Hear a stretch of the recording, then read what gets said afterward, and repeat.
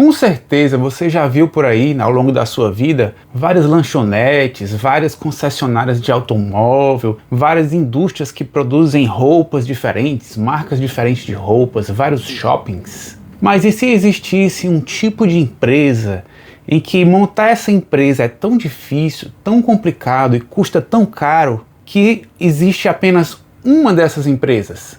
Concorrentes têm uma dificuldade tão grande para entrar que só existe uma, é impossível criar uma nova concorrência. Isso é o que se chama de monopólio natural.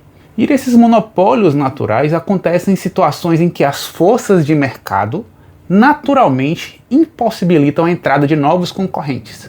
No mercado normal, que a gente costuma ver por aí no dia a dia, o que acontece? Quanto mais concorrentes, melhor para o consumidor. Porque quando tem mais concorrentes, o preço das mercadorias cai, o preço da distribuição cai.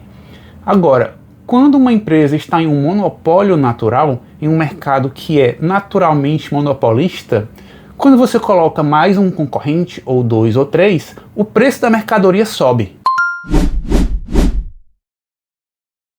Isso é muito curioso, mas acontece. Esse tipo de mercado em que existe um monopólio natural, geralmente são mercados que uma única empresa domina, então ela poderia teoricamente colocar o preço que quiser na mercadoria e poderia abusar dos consumidores, colocando preços absurdos.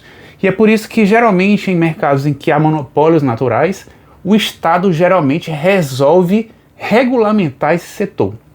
Um exemplo muito comum que as pessoas geralmente dão é o setor de saneamento básico, ou seja, aquela empresa que leva a água até a casa das pessoas e que recolhe o esgoto. Então imagine aí, aquela empresa fornece aquele serviço e só ela fornece. Como seria para ter um novo concorrente naquele setor? Para ter um novo concorrente naquele setor, precisaria que o concorrente rasgasse as ruas da cidade, né? Saísse quebrando toda a cidade para produzir um encanamento do lado daquele encanamento que já existe, para poder fornecer um novo serviço de saneamento básico. Imagina o tamanho do investimento, seria muito complicado, causaria um transtorno enorme, e depois que ele terminasse de fazer isso, o que aconteceria? Ele não ia conseguir todos os clientes, talvez, vamos supor que o novo concorrente conseguisse a metade dos clientes e que o concorrente antigo conseguisse a outra metade. Então vamos lá, você aumentou um concorrente e diminuiu a quantidade de pessoas que cada empresa está satisfazendo. Então aquela empresa ali teve um custo enorme para produzir aquela infraestrutura e vai ter que cobrar caro por aquilo, porque vai ter só metade dos consumidores. Isso é um monopólio natural. E os monopólios naturais podem ser ruins para o consumidor, porque o consumidor não tem muita opção. É difícil você montar na mesma cidade 2, 3, 4 empresas de saneamento básico, é impossível fazer isso, é complicado demais. Então para os consumidores é ruim porque eles não têm muita opção.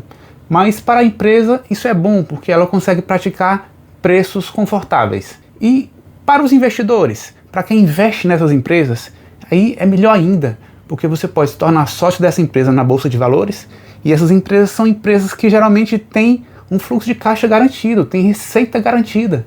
Então com certeza essas empresas vão gerar receita ano após ano, lucro ano após ano, e isso vai se reverter em dividendos frequentes, constantes, perenes ao longo do tempo.